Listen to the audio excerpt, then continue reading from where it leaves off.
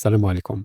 كيوقع لك أنك تكون باغي تقول لأ ولكن ما كتقدرش، كتقول شي حاجة عارف أنك ما غاديرهاش أو ما مقتنعش بها وكتقول هذه ماشي الحشمة، هذه علامة تاع ضعف الشخصية، وكيعاني منها بزاف ديال المغاربة بلا ما يحسوا. ضعف الشخصية ماشي أنك ضعيف، هو غير أنك مازال ما عرفتيش حدودك ومازال كتخاف تخسر الناس.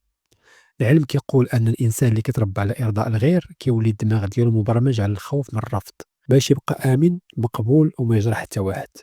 الله تعالى ما خلقكش باش تكون تابع أو باش تبقى خاضع للناس. قال الله تعالى: ولقد كرمنا بني آدم.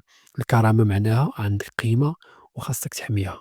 وحتى النبي صلى الله عليه وسلم قال: لا يكون أحدكم إمعة، يعني ما تمشيوش مع الهوى تاع الناس غير باش ما تغضبوهمش. باش تبني شخصية قوية ديرها 3 خطوات بسيطة.